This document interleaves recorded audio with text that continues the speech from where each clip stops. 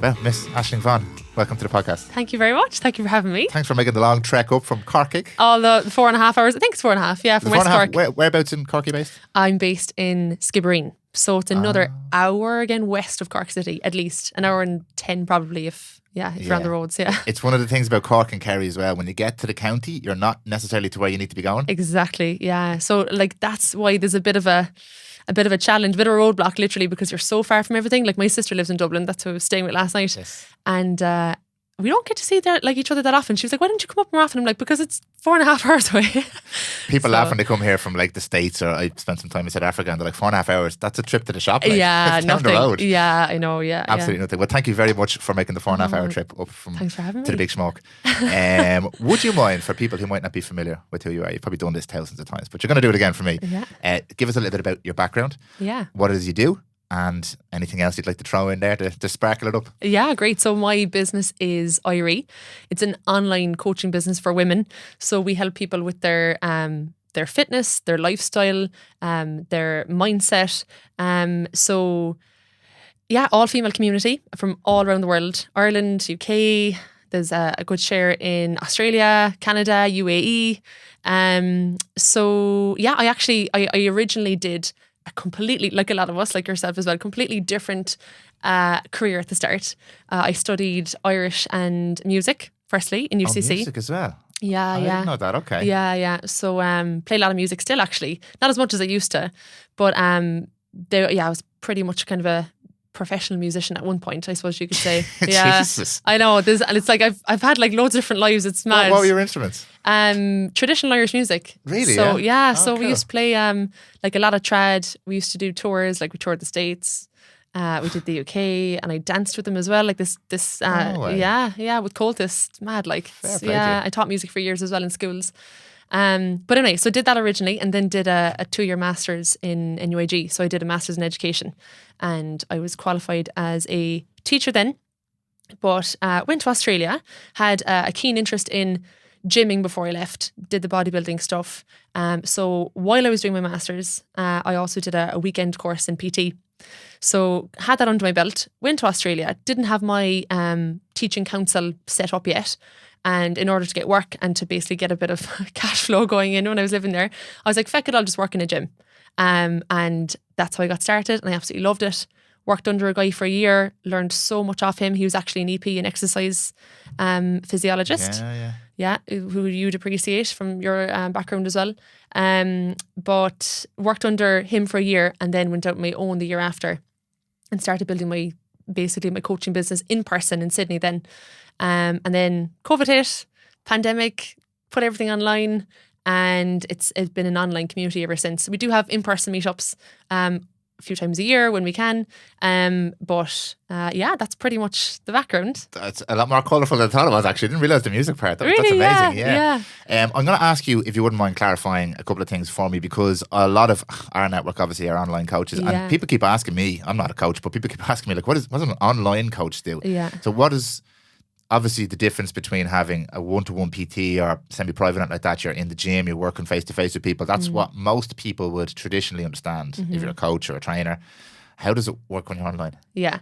So me being very solution-based and results-based, I always look at, okay, like this person has a challenge, they have a problem. What's the best way to be able to turn that around for them and get them a result? When I was working in Sydney doing in-person coaching, one-to-one, persons in front of me, you're coaching them maybe twice a week for an hour. It's very hard actually to give them the stuff that they need solution-wise. So someone will come to you, maybe they're overweight, and yes, you can coach them for 2 hours in the week. You'll burn a certain amount of calories, but all of the important stuff really outside of that, like their food, their headspace, emotional eating, binge eating, their habits, their mental health, all the stuff that really adds to changing someone's physique or lifestyle or quality of life, that's all that stuff. So it's actually very hard to make significant or long-lasting change by just coaching someone in person twice a week or 3 times a week. It's very hard. And the biggest challenge that I faced was I was training all these guys in Sydney in the gym, and I was like, I know exactly what this person needs. It's actually going to be more beneficial if I can bring them to my office for an hour, that we don't do the coaching session, that I sit down with him and we go through his nutrition stuff, we go through his lifestyle, we go through his stress management, we improve his sleep, because if I know he can improve his sleep, he's going to have less chance of overeating or binging during the day because he has energy. Or he'll be more likely to train, or he'll be more likely to make better choices and not just grab stuff fast. It's so like it goes around and around and around, right?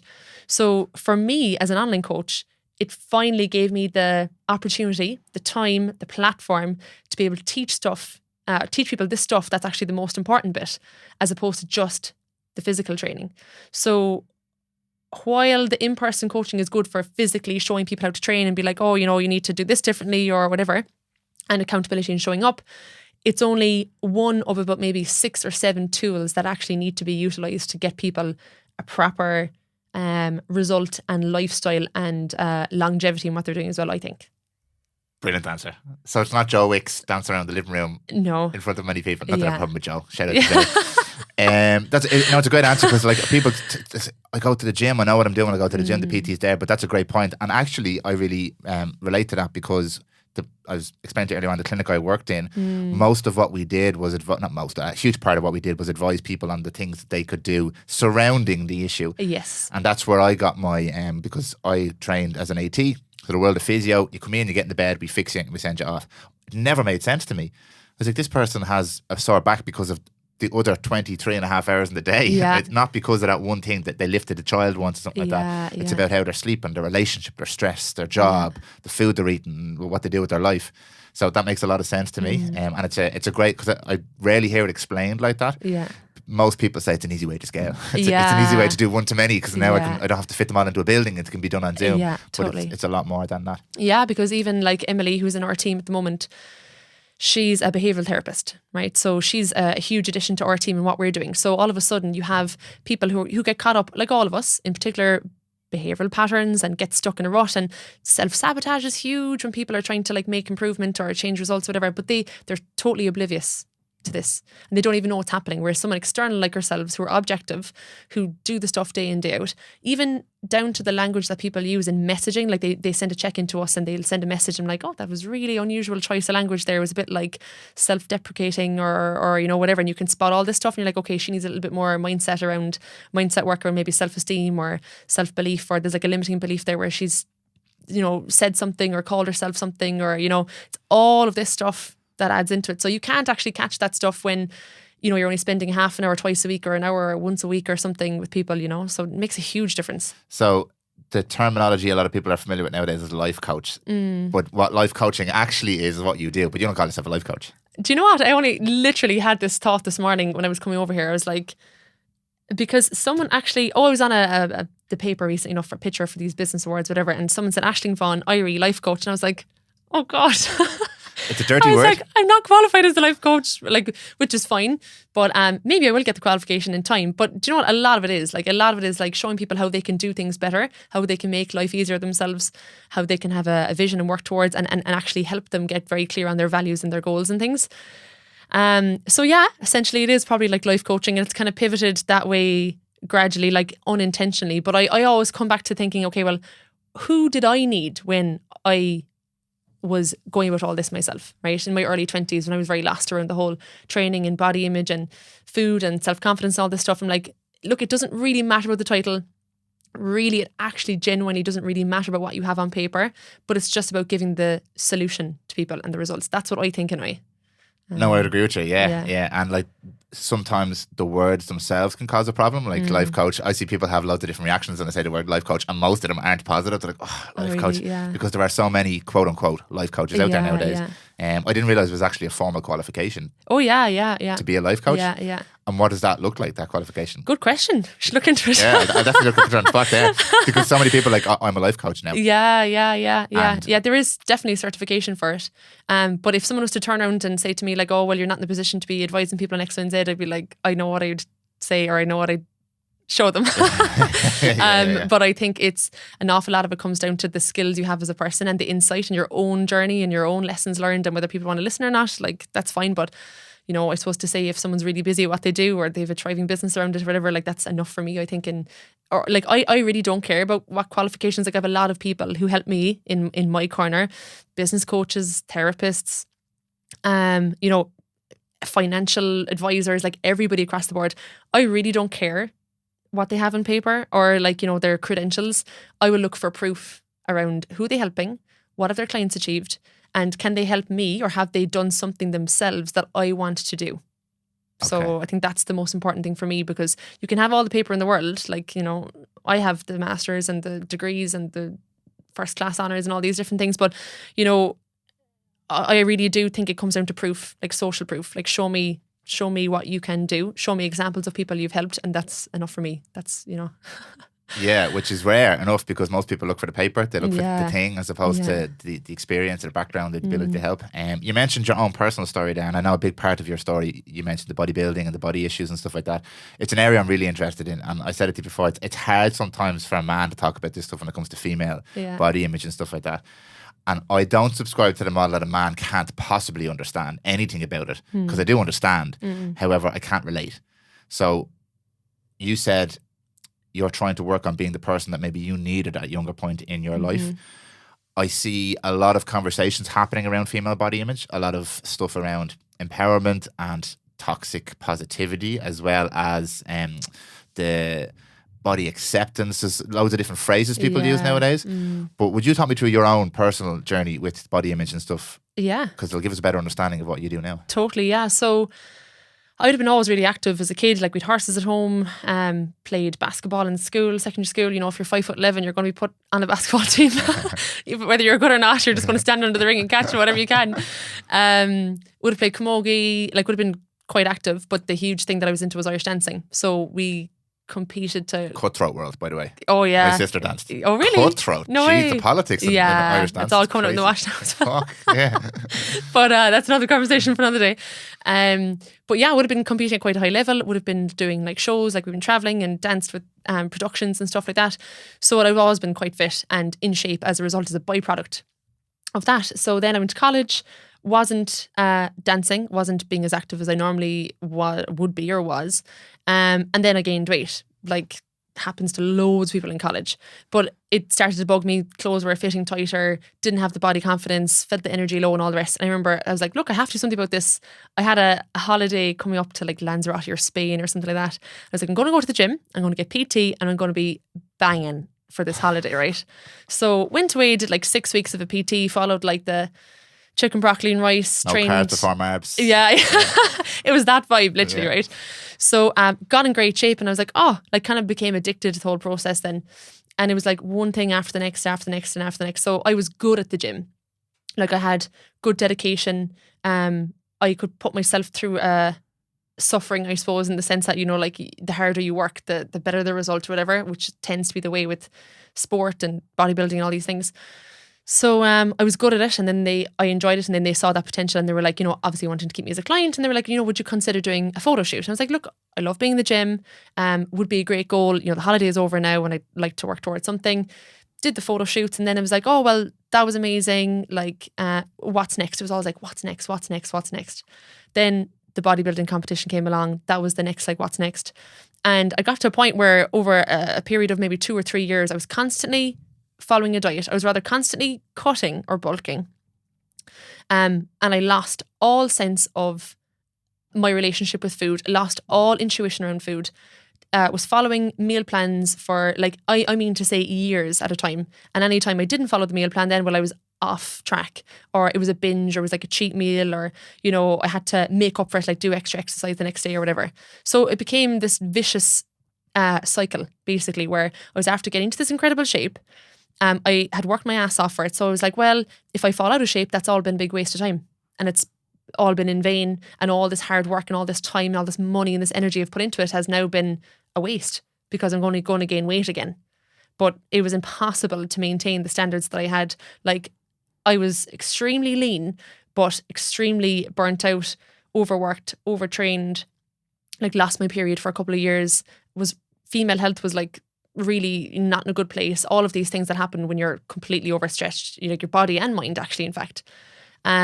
So I suppose if I had better guidance, and had I maybe you know, I've spoken quite in depth around all this stuff. Like my therapist, she's having a field day these days. Like we've gone through all that stuff. Like why did that happen? Yeah. So I think it was like, you know, there was a certain amount of like proving a point, you know, or like, you know, that I could follow things through, or that I was tough, or that I could apply myself and challenge myself. That's all I was looking for, challenge. But unfortunately, it was challenged in a really negative way. Like had I done it in how I do it now, like through triathlon or doing the Ironman or growing a business and all the things that are healthy challenge I see now, I think it would have been a very, very different story for me. But equally, I wouldn't change it, because I wouldn't have the program that I have now, or I wouldn't have the career that I have now. I wouldn't have the insight and the understanding that I have for my own clients now. And the mindset piece and the personal development piece we do in Ayrie, that was the missing piece for me.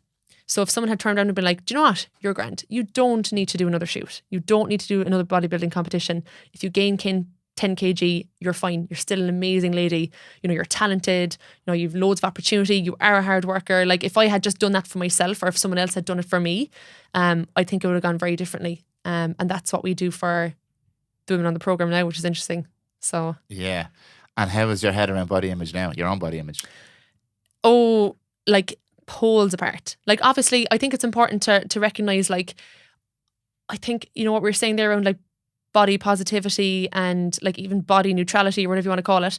Like I do think it's still important to keep yourself well, like, you know, from a mental and physical perspective. Like I don't buy into this whole like, oh well, someone's morbidly obese, or like, you know, that they're actually unhappy. And I have so many females who come to me and we do the calls like when they first speak to me, and they're like, look, I have weight on, I'm not happy, I feel sluggish, my energy's through the floor, like my sex life isn't great, I don't fit into any of my clothes, I dread every night out.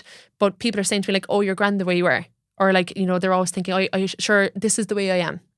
And it's almost like they've lost all their power. Like they've completely handed over their power to someone else, because they're like, but sure, you're fine, you're grand. Because they're only trying to reassure the person, or they're maybe trying to keep them on the same level as them, so they don't feel as bad for being out of shape sometimes. So I think that's damaging. Like, you know, people say thanks to me all the time for being like, thank you for validating how I'm feeling. Like, I'm like, look, I totally get it. It doesn't mean that you have to be this way all the time, though. It doesn't mean you hate yourself, or it doesn't mean that it's coming from a negative place. But equally, we all like to feel at our best. We like to wear nice clothes. It's important to have energy. It's important to be in a healthy body fat for like your mental and physical well-being. So I think, you know, being too kind of blasé about this stuff, or too, as you said, positive around it, can be detrimental to people, because all of a sudden they feel like shit, and someone's like, well, you shouldn't feel like shit because you're fine. But they're like, but I do feel like shit. So should I be okay with that? And then they just accept being in a rut for the rest of their days, like, which is not good news, you know? Yeah, that is a really, really nice way of painting that whole picture there, because it's a very difficult conversation to have nowadays. We talked about a few things earlier that we said, like, there's a lot of pushback socially and culturally around a lot of these conversations, because, and it's funny how it keeps circling back to this empowerment piece as well, the sense of giving your power away. And I have a couple of thoughts on this. A lot of people, and I include myself in when I say people, because sometimes people say, you're talking about other people now. A lot of us as people give our power away to not have to take responsibility. So that's one issue.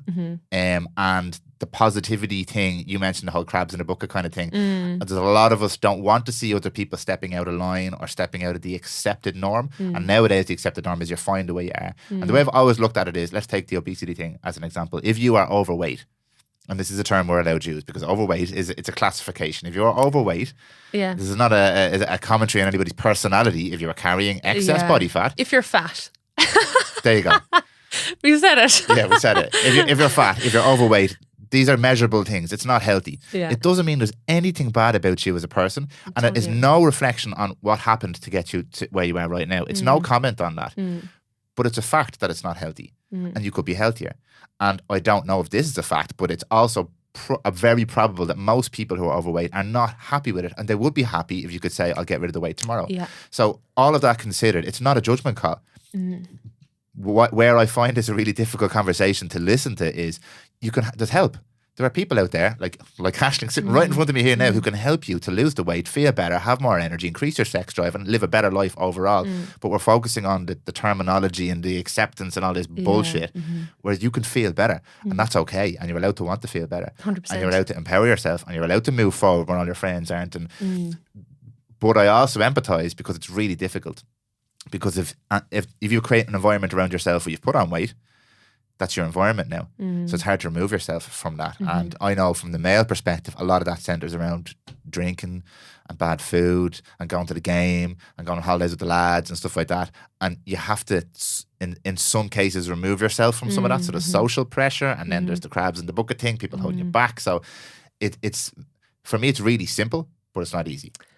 Totally. And look, something as simple as losing a few pounds can grow into something like it's like opening a can of worms, right? For me, I wanted to lose a few pounds, like to go on the holiday or whatever, but like it's literally taken me to where I am now, you know? So like you start to do the inner work. So like, you know, you question, okay, well, why did I feel like I had to look a certain way to be validated or to be successful or whatever you want to call it, right?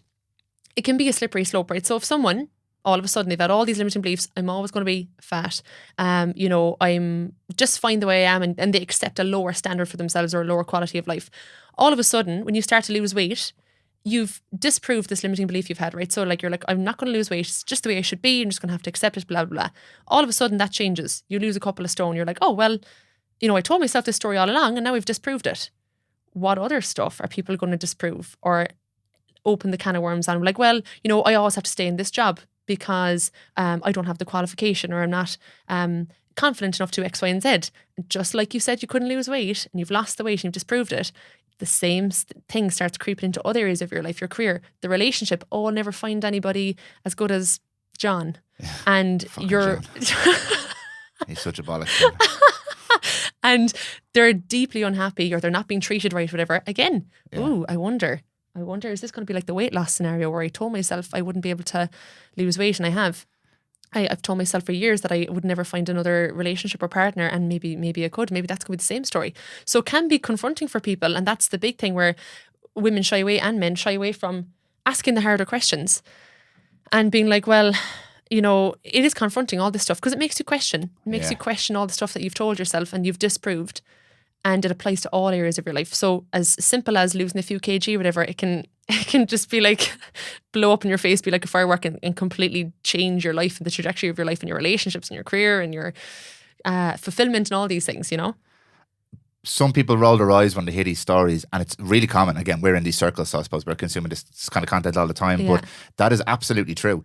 If you do something difficult, because losing weight is difficult, because you're essentially overhauling your entire lifestyle to lose weight, you become the type of person who does difficult things. Yep. So it's not about the weight anymore. You are now the type of person who does difficult things. Do you consume Alex Hormozzi's content at all? No. Fucking love Alex Hormozzi. Yeah. And when you were speaking there, he put something up recently about the best way to build your sense of self-belief and confidence is to do hard shit, because you have undeniable proof that you can do hard shit. Yep. And the more hard shit you do, the more you prove to yourself that you can do hard shit, and that's how you build your confidence, as opposed to some kind of ethereal, airy fairy idea of what your confidence should be. You do hard things, and then you prove to yourself you can do them. So you have undeniable social proof, your own form of social proof, and it's so powerful. Yeah, and it's like anything. I know our mutual friend Brian O'Loughlin always talks about businesses. I say it in terms of podcasts. Anything you do that's difficult or requires consistency forces you to become the type of person who can do something that's difficult or consistent. So now you are that person. Yeah. So it's not a case of, we all feel like imposters, but it's not a case of you didn't train in this, so you're not that kind of person, or you've always been fat, so you're never going to not be fat. You can change that tomorrow. You can now not be that person anymore. Yeah. And you decide that, and that's where the empowerment piece comes in. Yeah. So I absolutely love the way you described that. Thanks. And interesting you said that, because that's a frame that I always use in my own coaching. So I'm saying to people, every action that you take is rather a big fat thumbs up or a big fat thumbs down to the story that you tell yourself or the person that you want to be, right? So you say, look, I'm someone who, I'm so inconsistent when it comes to training, you know, like I'm all or nothing and this, that and the other. So there's all different actions that will rather prove that or disprove it, right? So you are the person who's setting the story, right? So we'll just say, you know, you get up in the morning, you do go for the walk on the cold morning or the morning that you want to hit snooze, whatever. All of a sudden, the more, as you said, the more evidence that you provide for yourself and prove to yourself that, you know, actually, you know, I've been telling myself I'm someone who's inconsistent or I never follow things through, but I have been out for a walk every morning now for the last whatever, or, you know, I have been putting the training in. So, you know, maybe that's not true. So you have to stack the wins, you have to stack the evidence and stack the proof. But so many of us have, like, particularly, like, you know, from childhood, we internalize a lot of stuff. Like, we internalize a lot of particularly, in our youth, I suppose, stories that we'd have told ourselves. Like, for example, I didn't believe I was sporty ever, right? I wasn't good at sports. My sister is a wonderful sportswoman altogether. Like, she played for Cork in Camogie, a wonderful horse woman as well, you know, like show jumping. Like, she's tough as nails. She does all like did the hard stuff, excellent runner, like, used to place in Cork City Sports, all this stuff. And then I was doing none of that. So I was like, oh, well, you know, I did the music and the dance. And you're only busy touring the world with your Irish dancing and music. Like, so, no like, big deal. Yeah, no. So I was slightly different. My interests were slightly different. And I never believed that I was fit, or that I was tough, or that I would be good on a camogie pitch because I was afraid of getting hurt, or not go over the stone walls in a cross country because I was afraid of breaking my back, which is a legit. That's a real. Yeah. But so because of all that stuff, so she was doing all that, and like, this is my stuff that I internalized, that I discovered later on, was I internalized that, you know, I'm not sporty, I'm not good at sports, I'm not tough and all this stuff. And I really do believe that, like, the bodybuilding in a way, or even like all that challenge and stuff, actually came from that stuff, and being like, well, proving to myself that, like, maybe I am tough, or maybe I can see things through, or maybe I do have what it takes to be really consistent at something, and take a really big deal off my list, you know. Yeah. So it's interesting, like, we all have those stories, and we all have these kind of limiting beliefs, or like the internalized stuff, which is, like, I think, our kind of duty to unravel eventually at some stage. I have two questions I want to ask you on that. I'll come back to my bodybuilding question in a second. I'm saying that now because I will forget it. Yeah.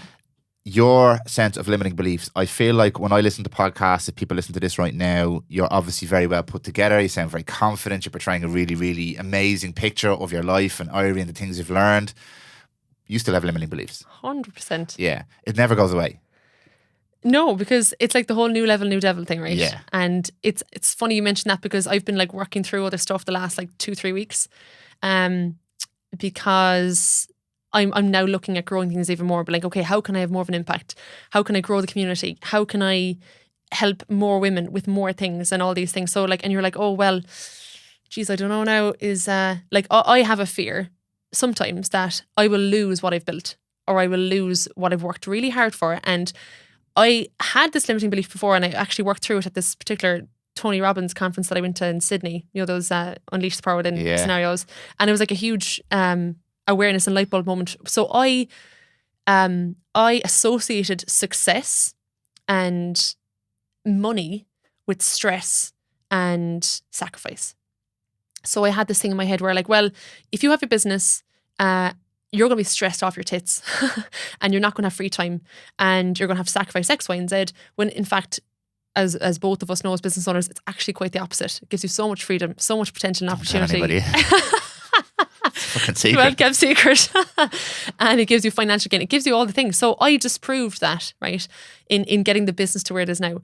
But somewhere in the back of my little brain here, there's a little monkey, you know, clashing his little symbols together, and with the same story sometimes of being like, okay, well, you know, if I want to grow the business more, well, you're going to have less time now. You're going to have to sacrifice, you know, all the free time that you have, and you are going to be more stressed because you need more team members, and then that's going to be, you know, more stress and financial worry, and sure, you could blow the whole lot of it then next week or next month or next year or whatever, when it all goes tits up.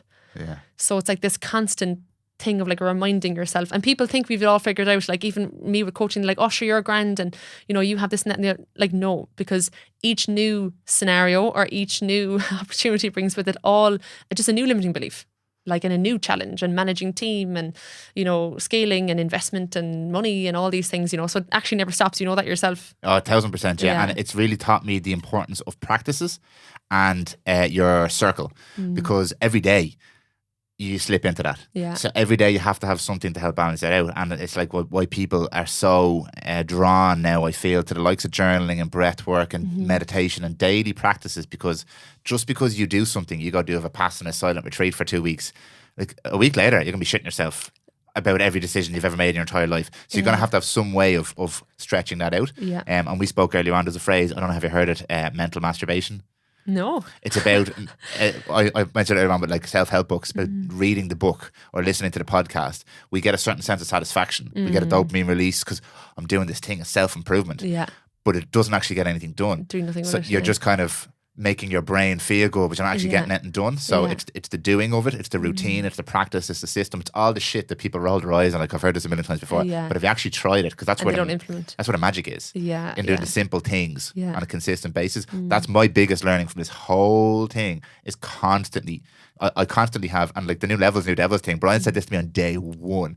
I laugh now because every day I come in here, there's another thing. I was like, there's another fucking. I thought it was going well. I was like, it is. That's why there's more things. I was like, it's never done. It's never done. So retraining my perspective on what that is great, because now I know if there's a new devil, it means I've come to a new level, as opposed to like I'm at a new level and there's a new devil. I'm like, this shit's hard. That means I'm leveling up here. And then that's where I draw my sense of kind of my sense of growth, or my sense of maybe achievement or success, I suppose, quote unquote, out of it. And then that's why it's so important to surround yourself with people who... That's the second thing, because you know, like if you get a wobble or a limiting belief or whatever, there'll be people there who will bold stream like, will you shut up? Like, you're grand, like this, that and the other, like, and they'll remind you of the reality of stuff.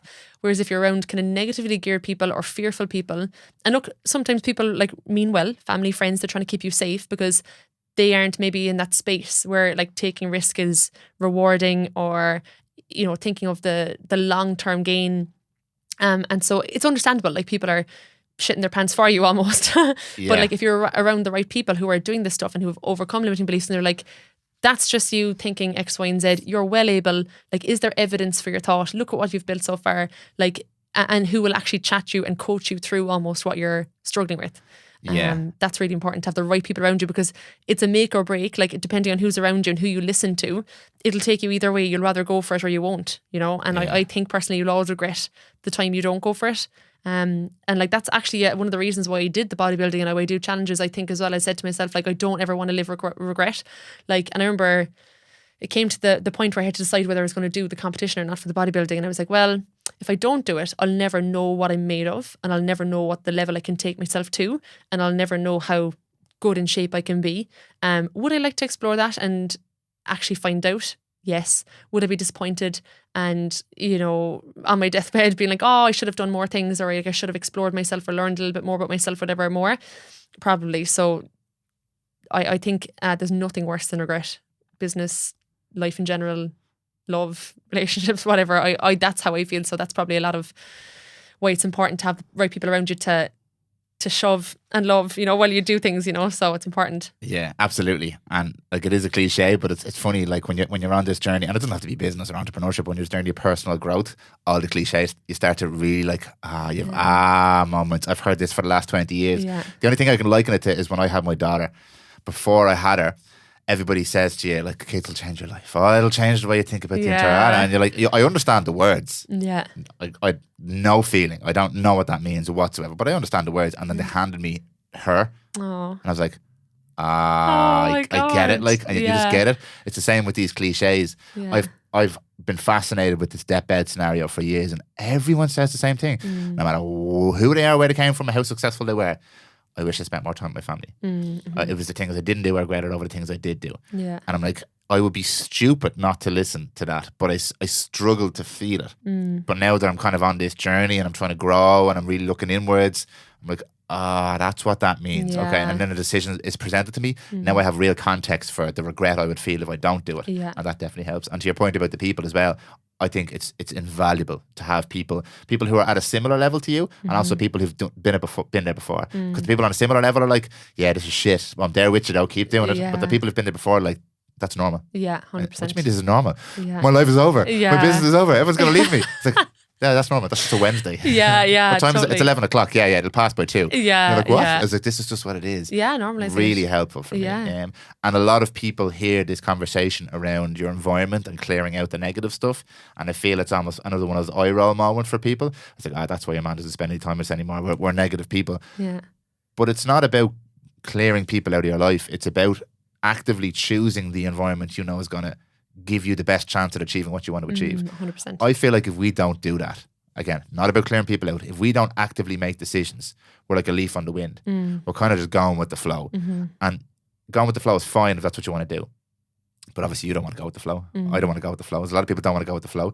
And making the decision to step out of that is really, really hard. It's hard work, yeah. But man, it pays dividends. Yeah. Massive dividends. The focus, the lack of distraction, the lack of negativity. Because I find a lot of people are very, very negative. Through no fault of their own. Life is hard, but there's not a lot of conversation around empowerment. It's all about how little power we have and fucking bills and tax and government and the roads are shit and fucking everything's shit. I just listen to that all. I don't listen to the news. Yeah. Because it's maybe a bit ignorant. I listen to the news, but I'm like, I don't need to hear all that shit. It doesn't really affect how I live my day-to-day life. Totally. So, like, we are negatively geared as humans. Like, it's designed to keep us safe, and like the chimp brain, like it's there to protect you at some point. But we don't have to be like that anymore. But I think, you know, people are being absolutely bombarded with, as I said, like the radio in the car, like, you know, your TV at home, and then people at work, colleagues, or, you know, small talk. It's like easy. It's just easy to buy into it. As you said, if you don't make a conscious decision to, I suppose, actually minimize or to protect yourself from that, well, there's more of the negative stuff out there naturally. So you're going to be more exposed to it, which is going to have an influence on your mind and your mood and your mental health and all these things. And it can seem strange being so sheltered from it maybe at the start. Someone actually said to me the other day, I had a question box on my Instagram, and they were like, oh, you know, you've mentioned before that you don't listen to the news. Where do you get your news from? And I was like, I don't need to get my news from anywhere, because I know that if I need to know something, someone will tell me. Yeah, I'm the exact same. My mother will tell me. A mentor will tell me. I'll hear it in passing or talk, whatever, but I don't need to actively know stuff. I'm fine with that, like, you know, because a lot of the stuff that's in the media anyway and is negative, I unfortunately cannot fix. I can't fix the war scenario myself. I cannot fix global warming myself. I can't fix electricity prices myself. So if I can't fix it, why give my brain space to it? If I can't fix it, it's just, it comes back to the empowerment thing again, or being disempowered around stuff. Like, we don't have a say in that stuff right now. So why, it's natural to be worried about it, but why buy into the absolute frenzy around it? If you can't, like, you know, focus on the stuff that you do have control over, like being a good parent, you know, showing up and getting your gym session done. And I know that can be very simplistic and you're like, oh, you're once delusional. But not actually, you know, you have control over what you do with your time and what you do with your mind and your body and your energy. So control the stuff that you can control, and just all the stuff that you can't control, you're going to have to park and put it aside, because you'll only drive yourself bananas if you think you can, because you can't. The conversation and maybe the pushback I've heard against that, because I agree with you, but the pushback I've heard against it is that's a very self-centered and ignorant way of thinking about the world. But I've often thought about it the same way as you. Not that I'm completely ignorant about everything that goes on in the world, or I don't care. I do care, obviously, but I don't necessarily think we're designed to be sitting at home consuming content about the war in Ukraine. Because there is literally nothing we can do. And again, pushback I've personally heard on that is, well, you can get involved and you can campaign, you can go on, like, all the stuff, you put up stuff on Instagram, and I'm like, that makes no difference. And I'm not being ignorant. Yeah, I'm not being defeatist here. I do believe we can make a difference, but my honest belief, which I think is the same listening to you here, is that it will come from me being a better person. And I'm not going to be a better person if I'm sitting there consuming shit all day, feeling guilty and upset, and because I'm not a robot. I do feel these emotions. So I decide not to consume the information, so I don't have to deal with those emotions, so I can focus on being a better person, so I could potentially help somebody going forward. That's how I think about it. And again, you mentioned the word delusional. Maybe people think I'm delusional, but I think that's what I want to do. I think I want to be better. It's my better father, better husband, better friend, better podcaster, better at doing this thing, because then my influence might grow. Yeah, that's how you contribute to making the world a better place. Contribute, yeah. And I often draw this. I used to draw this thing when I was younger, all these little circles. So you have your circle down, I have my circle here, and we're growing our circles now. We're doing this. Our circles have just intersected now. We've just met, and we're growing our influence, and we're talking about stuff, and we're developing stuff, and people are listening to this. But as your circle grows and my circle grows, they intersect, and they intersect with Brian and Rob and Martin and Stephen and all these different people in the network. And we'll start to include all these other people that get caught up in what we're doing, and then they'll empower themselves and they'll start their own circle, and then that's how it will grow. As opposed to the opposite. I visualize the opposite as all of us here with our hands out, outsource our outrage and our sadness and our lack of purpose, and expect someone to come and take care of us. And that's just not good business. It's not a good way of doing anything, really. Totally, and we overload the system then. We're like, governments and systems, all that kind of stuff could work really well if we didn't all rely so heavily on them and then become completely dependent on them. Yeah, I completely agree with you, because I think everybody has a responsibility to themselves to keep themselves well. So I know if I never listen to the radio in the car, right? But if I forgot my phone, podcast, that's all. Yeah. If I forget my phone and like I'm stuck for something to listen to, and I'll put on a radio station, whatever, and the news comes on, and like all of it's negative, right? And for a reason, right? But like if you expose yourself to that stuff and you're like, you hear all the sad news, and as you said, we're not robots. We do take this stuff in. It is sad that someone died. It is sad that there's war going on, whatever. But like if I get myself down and my mental health suffers that day from hearing that stuff or being exposed or thinking about it too much, like you, I'm not going to be in a position to coach somebody through something that they're needing advice on or help on, because I'm in a shit place myself. And how can I be empowering somebody else or make good judgment for somebody else if I'm in a shit place? Yeah. So it's the same for, as you said, like parents and kids and everything. Like everyone has a responsibility to keep themselves well. And I don't think there's anything better you could do for the people around you and for the world than to live out your potential and just be happy. And to be as happy as you can. Obviously there's stuff going to come up in life, and that's life, that's realistic. There's always shit going to come up.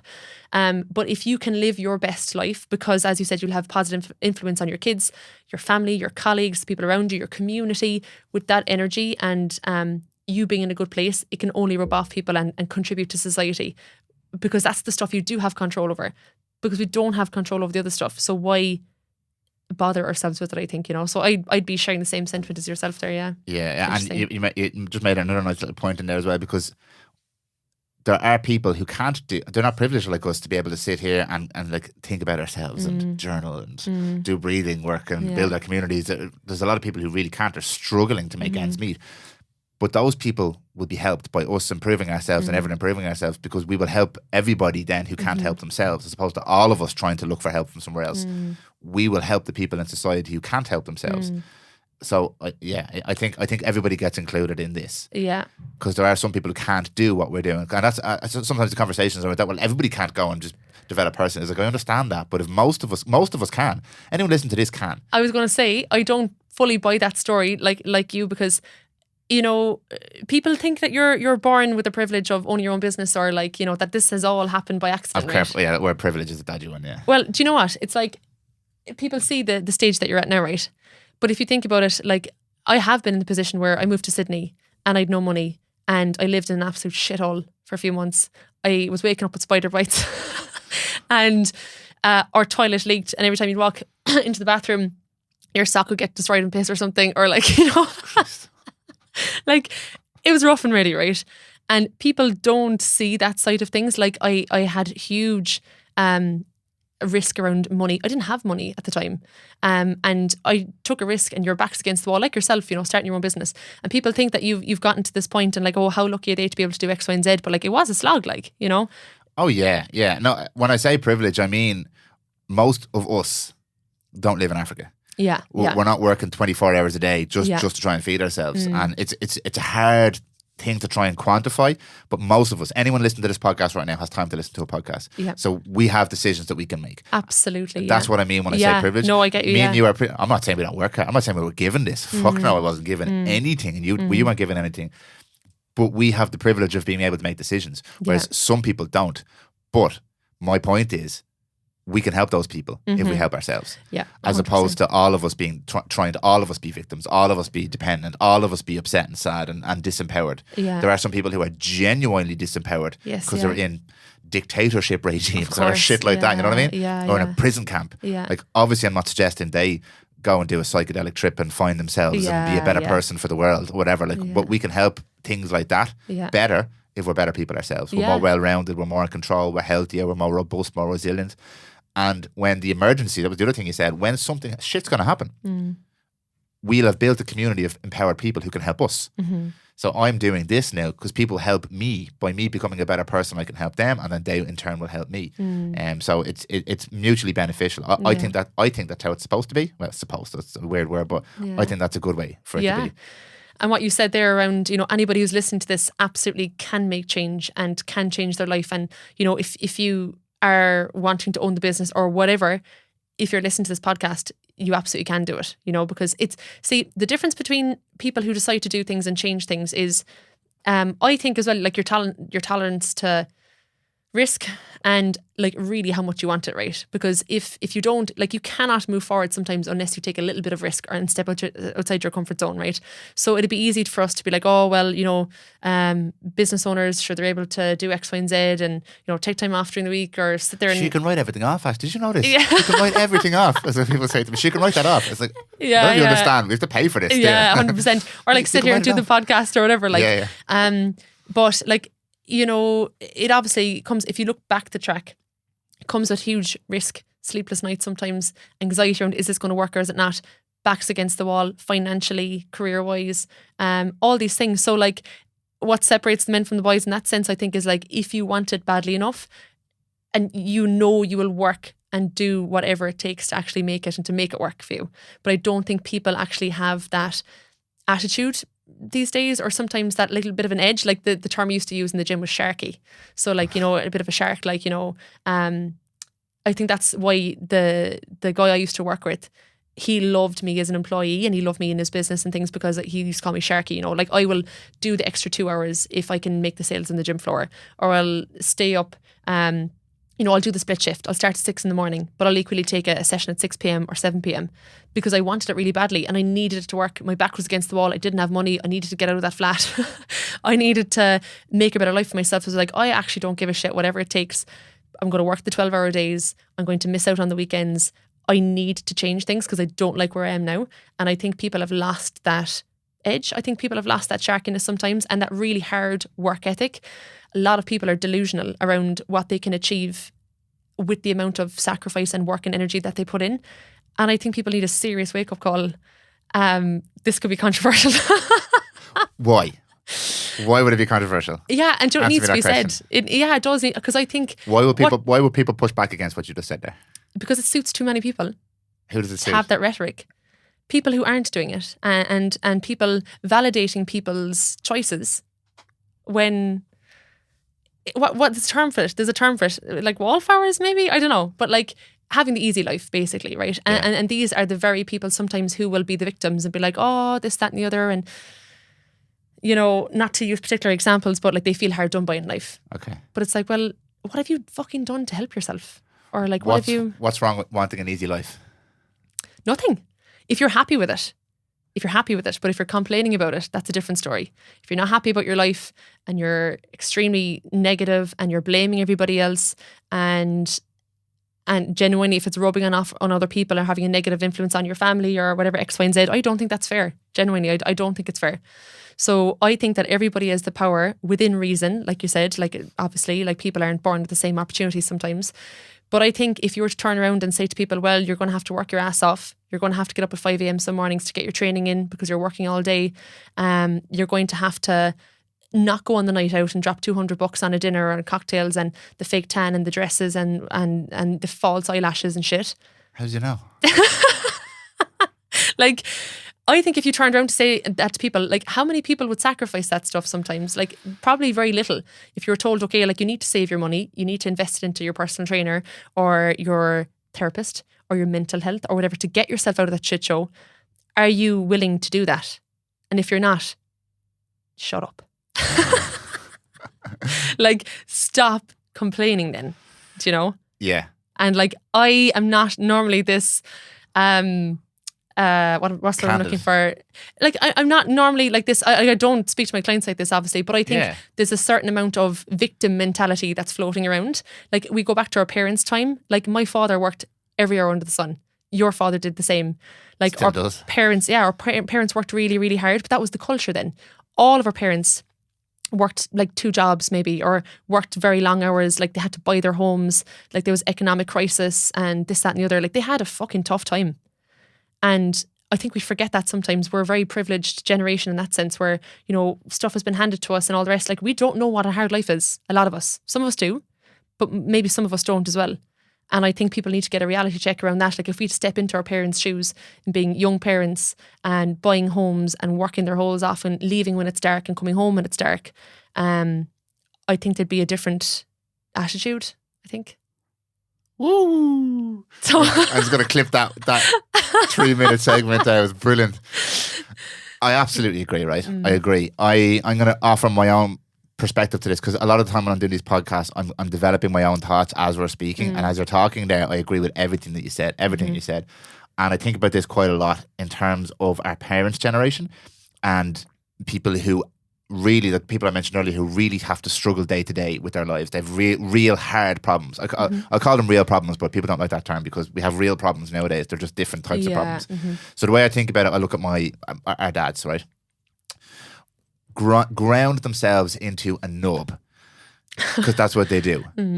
So for me, there's loads of lessons as a man that I'm taking from my dad about work ethic, but also I can learn things not to do, because our dads work themselves to a nub, and I don't want to work myself to a nub. However, I have to. It's very, very difficult, I think, for the human mind. We seek comfort, like.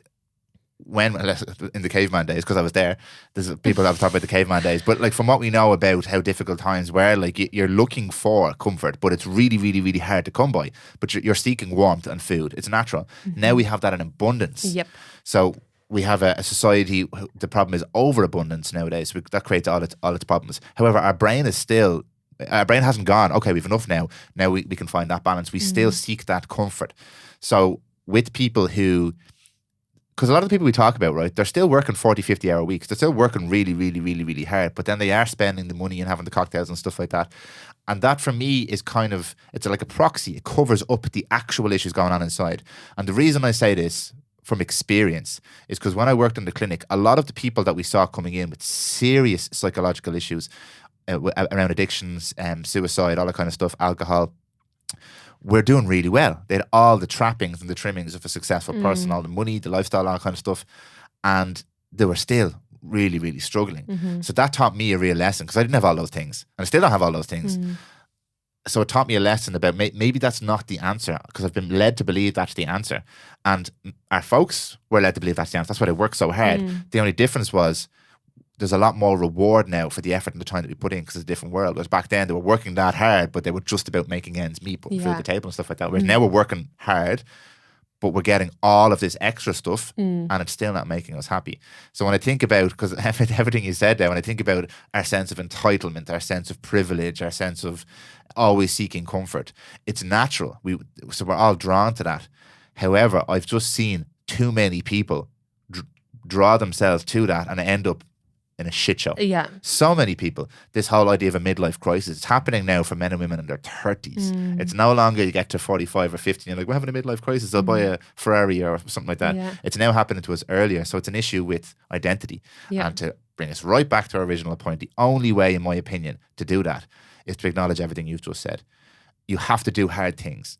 You have to accept that even though I have this life of comfort, it's good for me to step outside of that and to go deep inside and to deal with the shit and to deal with the pain and to deal with the anguish and the trauma, or to put challenges in front of myself. I don't need to, because I make this amount of money and my life is comfortable, but it's going to stop me from feeling shit. Yeah, that's it. Yeah. Like everyone needs purpose. Like we were talking about earlier, like my father used to always say, like if you have to work for free, work, because it'll give you a reason to get up in the morning. It'll keep your head right. It'll get you thinking. Physically, you're moving. You'll feel a sense of achievement at the end of the day. So it's important. So I think that, like, don't get me wrong, there are people who are working their ass off, who are making change, particularly young people who are really excelling and doing a great job. And, you know, but it's oftentimes like the majority, it's always the squeaky wheel makes most noise, right? So it's obviously often those people who are complaining and giving out, but actually doing nothing to help themselves. That's the cycle, right? So like they're stuck, but it's everyone else's fault. Right? Or it's like, how much more can I take? How much can I take from the government? How much can I take from society? How much take, but they're actually doing nothing for themselves.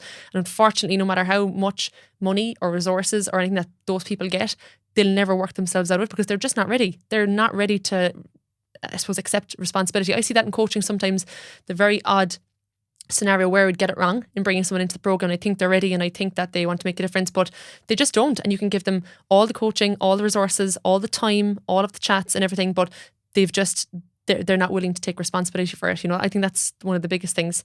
And like you said, there are people who are working hard, they're making the money, but they're squandering a whole lot of it.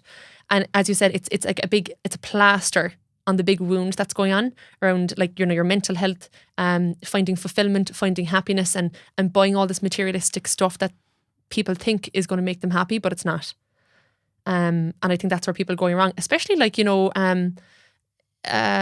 price of living now and all these things going up and all the rest. Like, people are under pressure. They're 100% under pressure. But like, if you say, look, well, you have to sacrifice the old flat white there, you know, like $4.50 or whatever it's going to be, like. And you're going to have to make your bloody Nescafe instant at home and bring a flask. Like, all that stuff would help. But how many people are kind of willing to do that, or like actually kind of rein it in? And like, you know, you're going to have to sacrifice the nights out and all the cocktails or the expense of whatever X, Y, and Z, and instead maybe sit at home with yourself with a cup of tea and do a little bit of self-work or soul searching, or, you know, spend time with yourself and explore.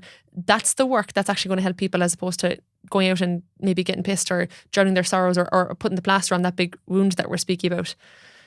So it's a tough one. I do empathise though, because it requires delayed gratification. Yeah. Like everything that's worthwhile.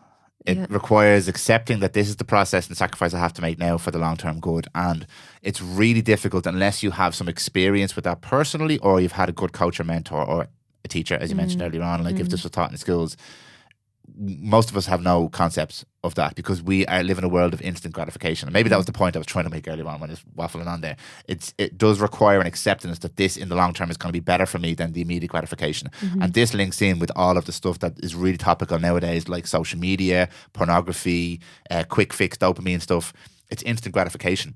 But we're wired for that. Like, we're literally designed for that. That's why these platforms are so successful. TikTok is designed to infiltrate the human brain, and like, we're mush up here. Yeah. And this stuff is advancing so fast that our brains have no chance with this. So that's why I empathize, but I still don't agree. Yeah. It's very, very hard. I fall victim to this every single day in my own life. But now I'm developing a system where I make better decisions. And I'm feeling empowered by it. And now I have the proof you spoke about earlier on. Now I have proof of things that I've done in the medium to long term that have paid off, that were like shit at the time. I want to eat this now, but maybe I won't. And I feel better. I want to watch this video now, but maybe I won't. I want to watch Netflix in the evening. Maybe I'll just do a little bit of work instead. Oh, it paid off. Yeah.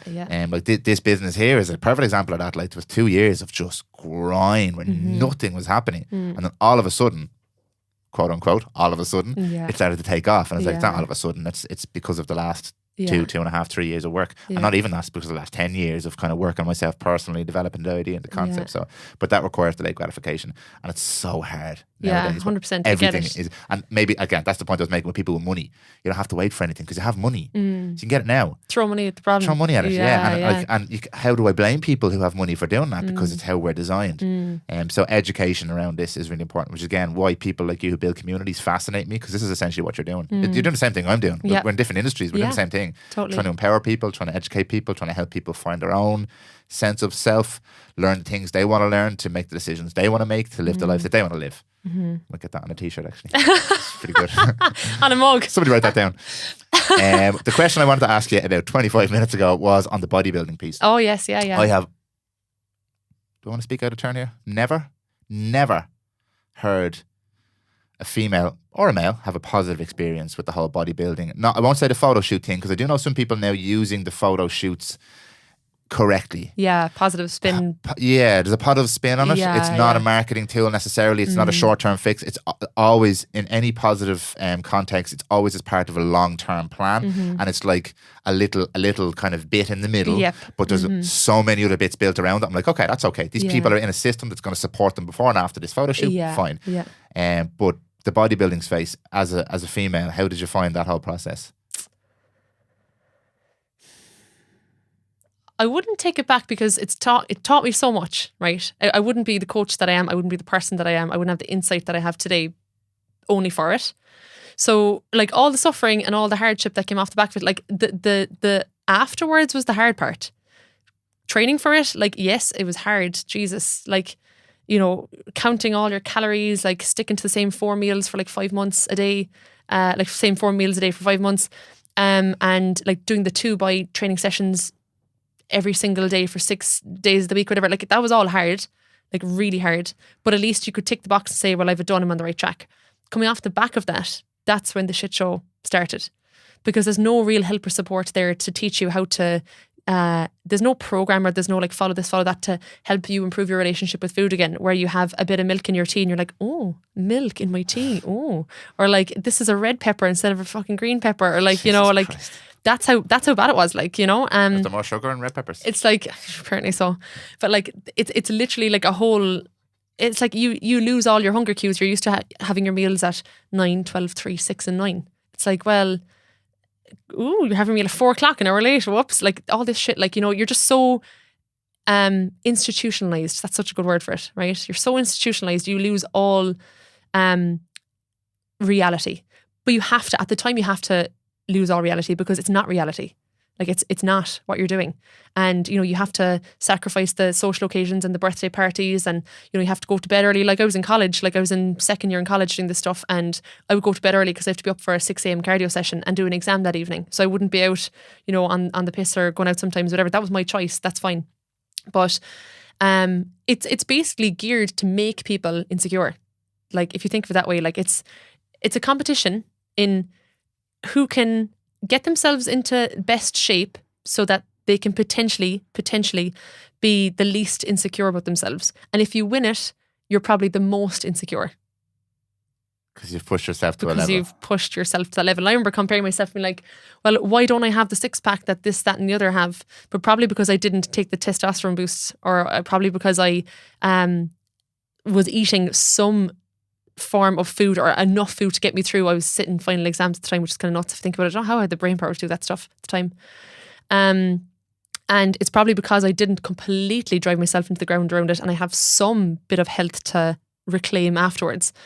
So it's kind of a lose-lose in that sense, you know.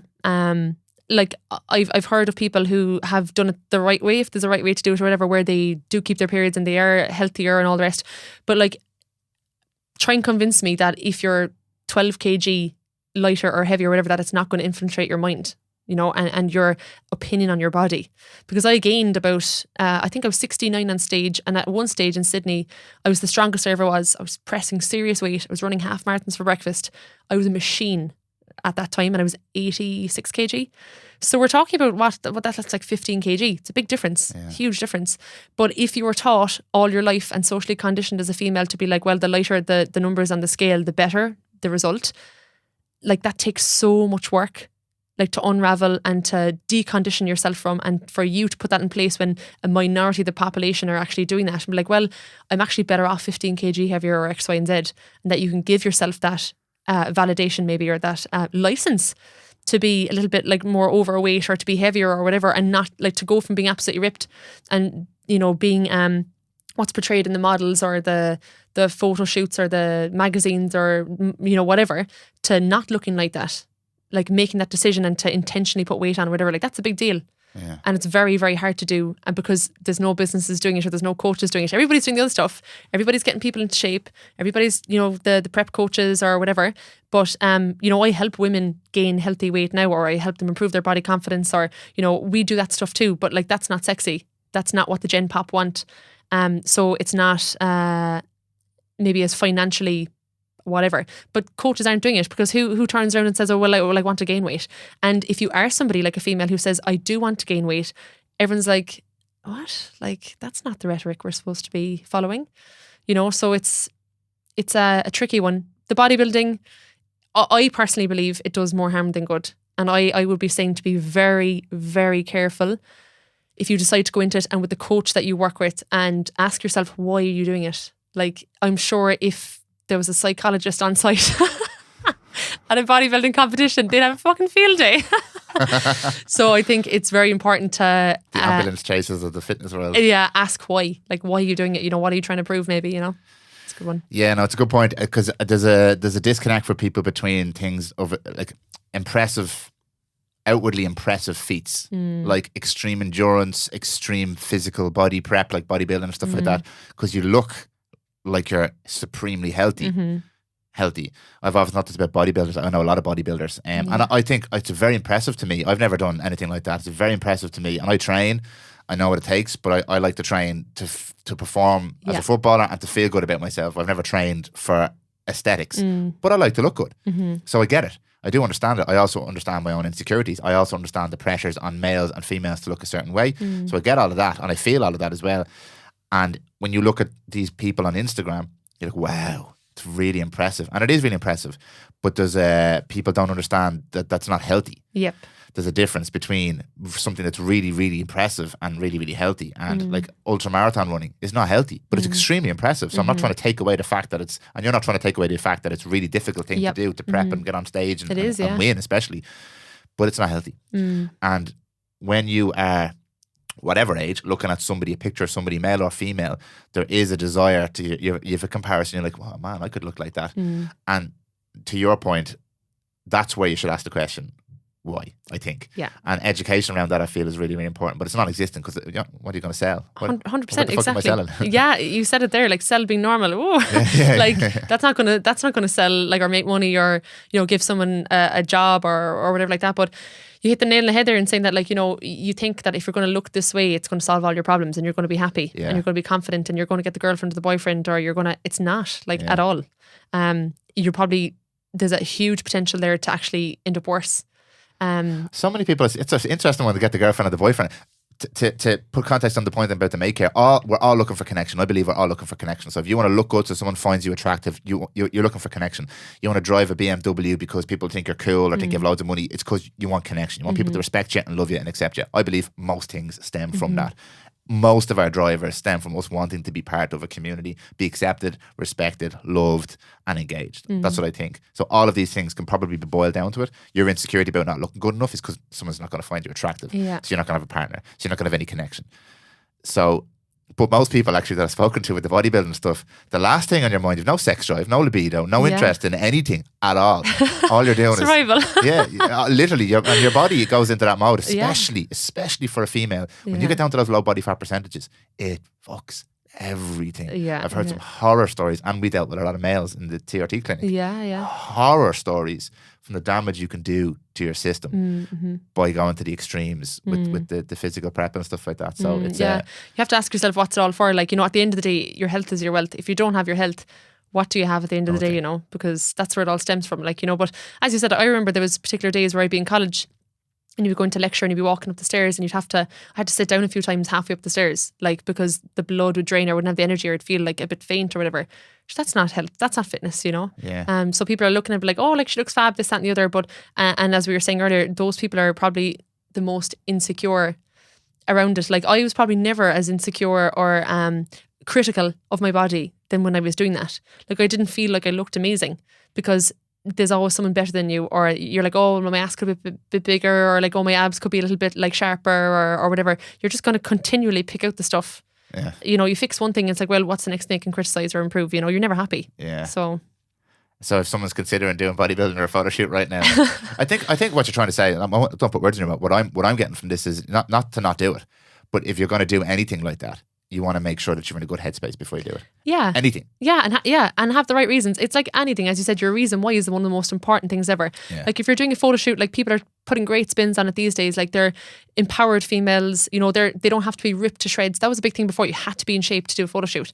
Now women are proud of their bodies, and whatever body percentage they're at, body fat, whatever, they're doing the shoots because they want to have a picture of that, or like they want to showcase their training or whatever. And that's great. Like, that's so much healthier than like 5 years ago or 6 years ago when it was like very much fit fam. You had to be absolutely ripped to do a shoot. And if you weren't in the shape to do the shoot, you had to postpone it for another 4 weeks, so you would be.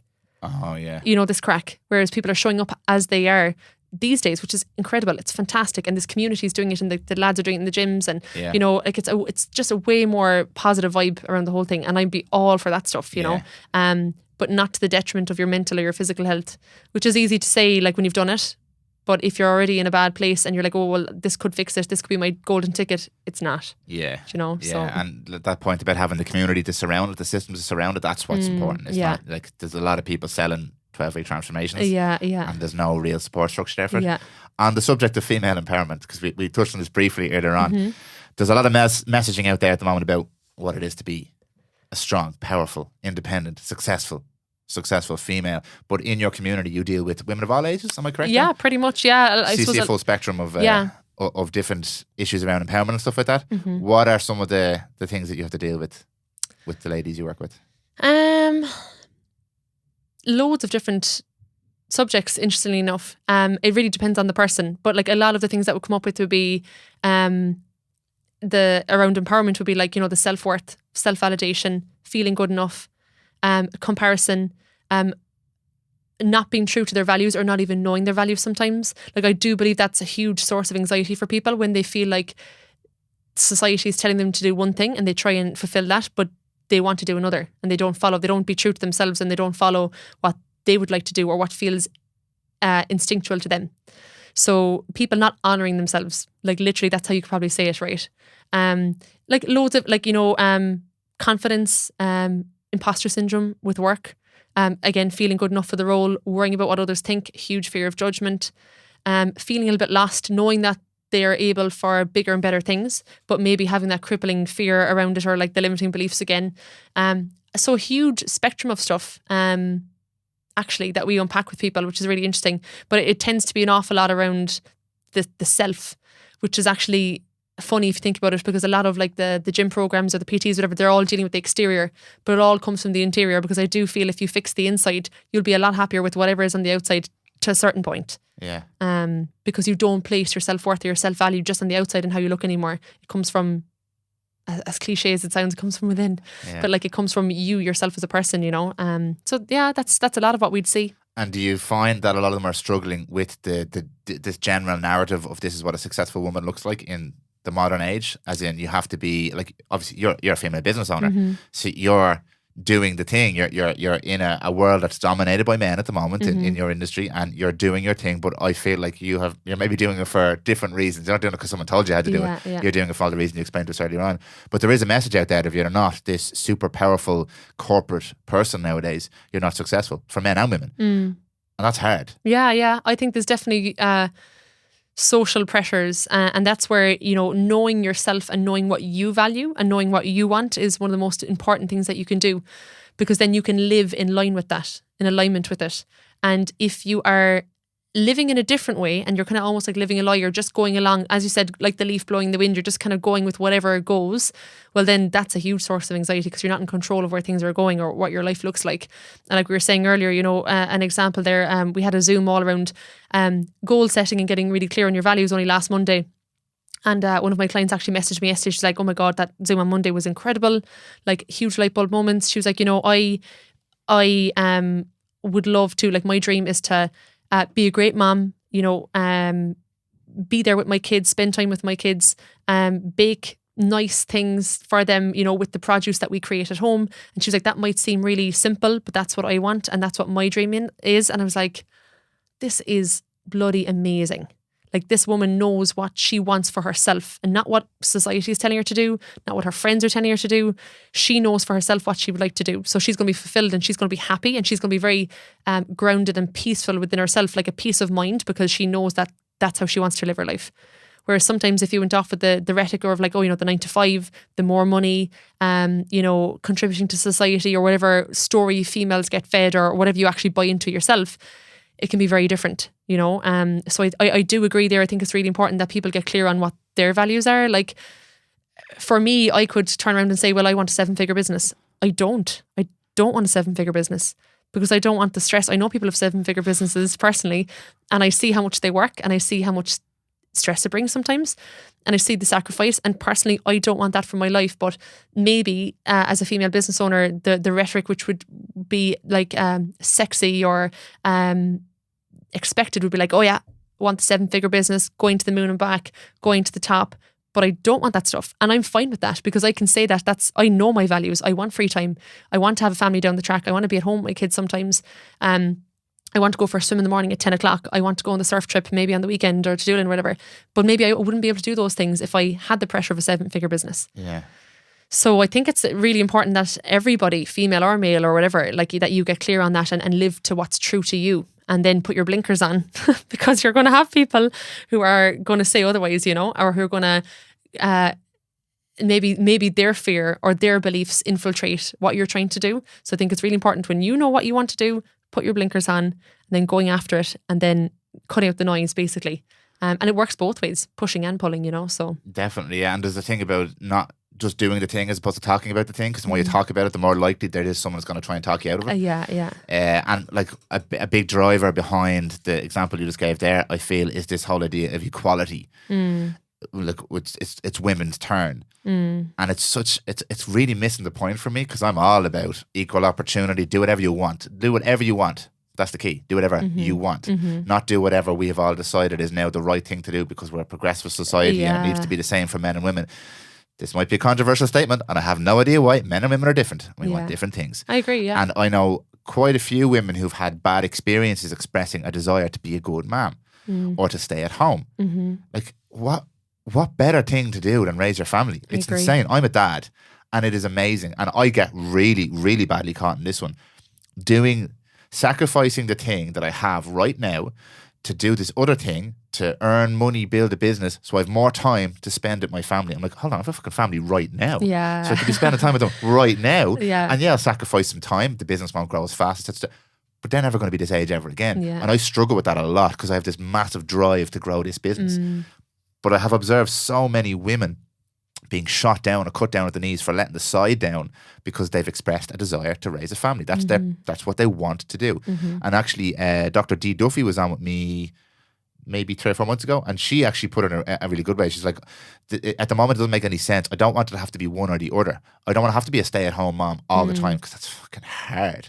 I've tried it 1 or 2 days. Jill's listening now, so I can't lie. I've tried 1 or 2 days to be at home all day. That's hard work to be at home all day with your kids. So to have the option to be able to work, but not to have to work all the time, and not to have to be a stay-at-home mom all the time, that's a great thing from us maybe all to strive towards. When I hear equality, that's what I want. Everyone has the ability to make a decision based on what they want. And probably what will happen is more men will spend a bit more time building and constructing, because that's what we want and designed to do, and more women will spend more time at home, but not all time at home, and some men will spend a lot more time at home as well, because it's a spectrum. So trying to have this thing where we're all exactly the same doesn't work, because what suffers? The family unit. What else suffers? The individual, because we're all fucking miserable, because we're all working all the time. And why are we doing it? Because we want to be successful. Why do we want to be successful? So we can take care of our families. So it's fucking mental to me. Rat race sometimes, like, you know. No, I agree. But it's hard. Sometimes, again, I said to you earlier on, like, as a male, I have this conversation with a lot of males, and we leave out the female element of the conversation. But most women I speak to individually, outside the context of a public forum. Now you're in a public forum right now, and we're doing this on mic, but we'll say the same thing.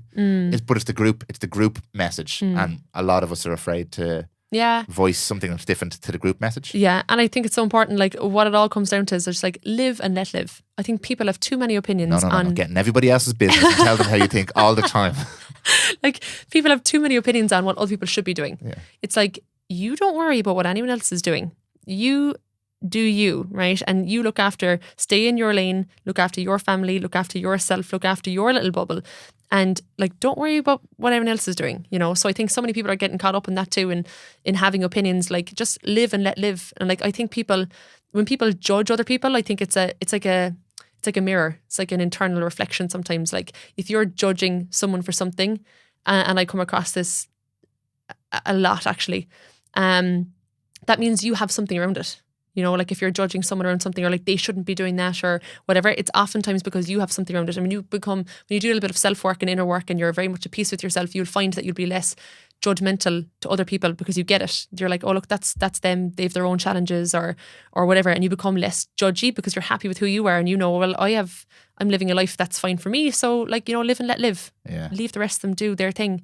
Pat Divilly told me this one. I love it. He's like, every time you point a finger at somebody, there's 3 fingers pointing back at you. That's very good, actually. And I was like, because like it is, it's an extent. If you have a problem with something, it's triggered something in you. And that social, when you have a group of people and everyone is getting outraged or triggered by things, it's because we all do feel this sense of, okay, maybe this is not exactly what I want, but I have to row in, or I can't say this thing because it's not going to be popular. And again, it's linked with that fear of being excluded from the group. If I say something that's not popular, no one will love me anymore, and I'll be cast out, and I'll be on my own. And that was a death sentence when we used to live in these tribes. Like, you're on your own now, so you have to row the boat. Like, and as we were saying earlier, I do think there's an issue where you can't say anything these days.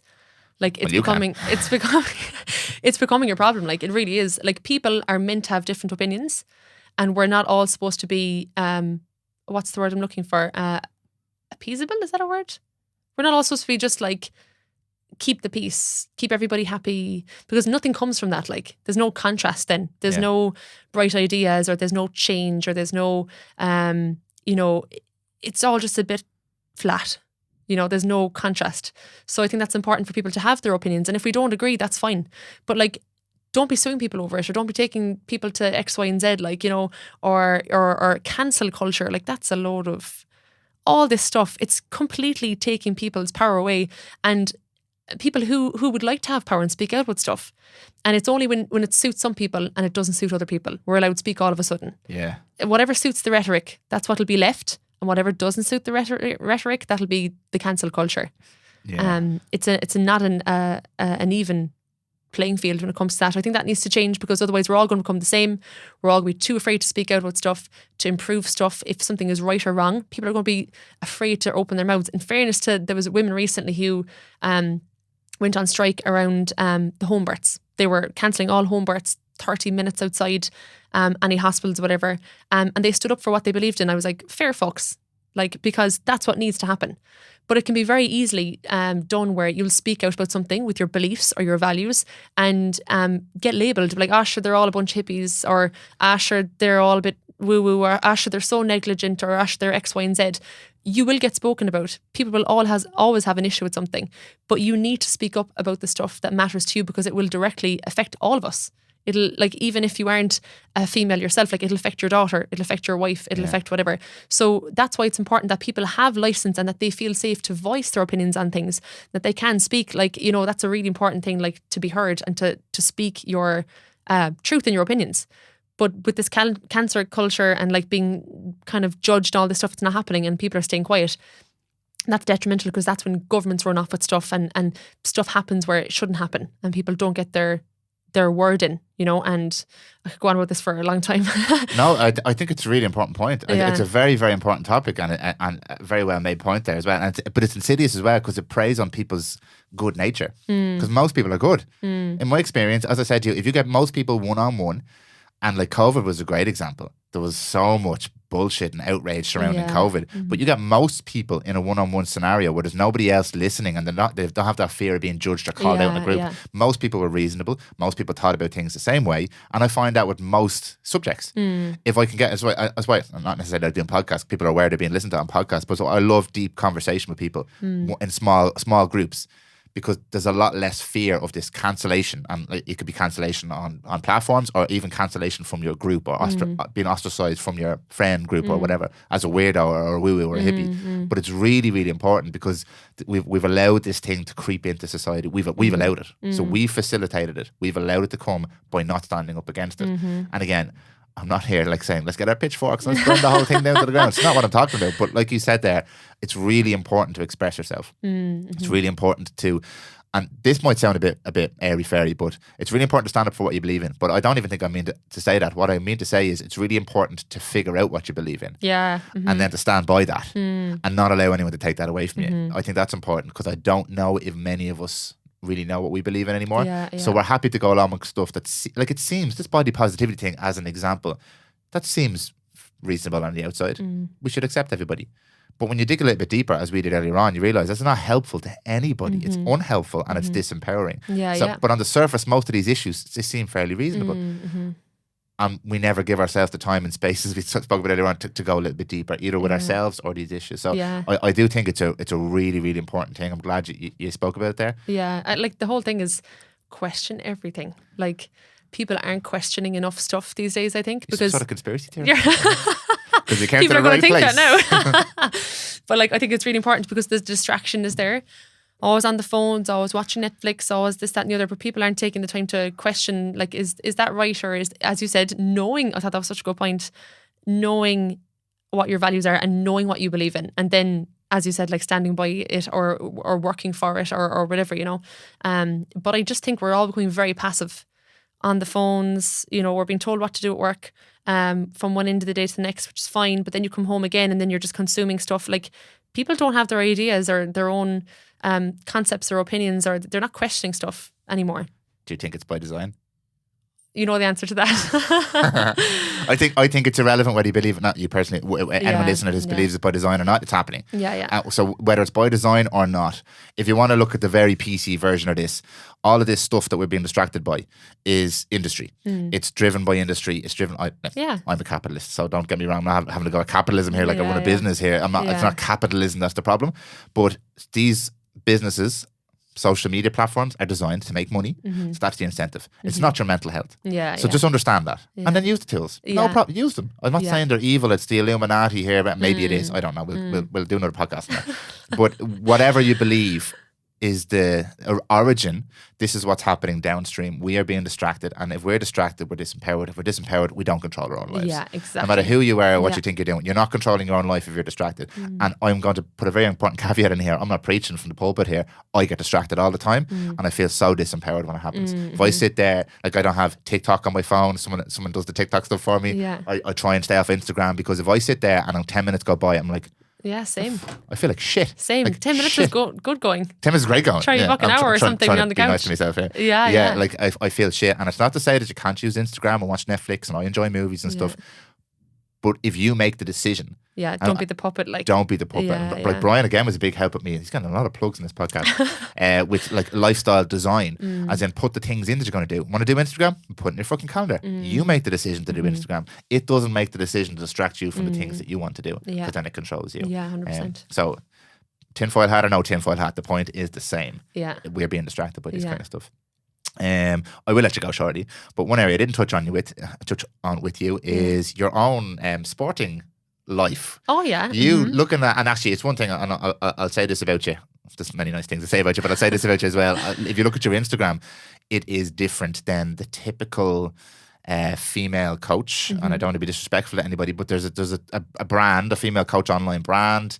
Yours is very adventure based. It's very exciting to look at from you're always doing different things, you're doing different races, you're kind of out and about. It's outdoorsy. It's not the typical I'm a female coach, I'm going to get you in shape kind of thing.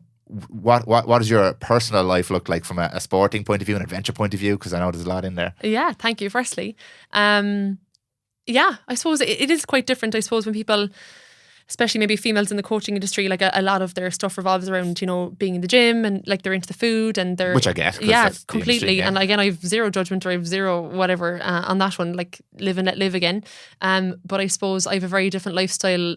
I see being fit and healthy as opportunity to go out and to enjoy yourself and to do these things and to spend time in the outdoors. And when I train now, it's with purpose of like who I can do it with. As you said, it comes back to community and being out in nature. And like, for instance, now I want to pick up my running a little bit now again, because I know that if I'm going to Sydney in February, I want to be out in the sunshine, and I want to do the Bondi Coogee. I want to do a walk, and I want to be able to run it, and I want to see as much as I can on foot within a reasonable amount of time, not have to stop and for it to take me hours, that kind of way. Yeah. So it's very different now. It's not like about like numbers or how I look or whatever. It's all with purpose and making my quality of life better.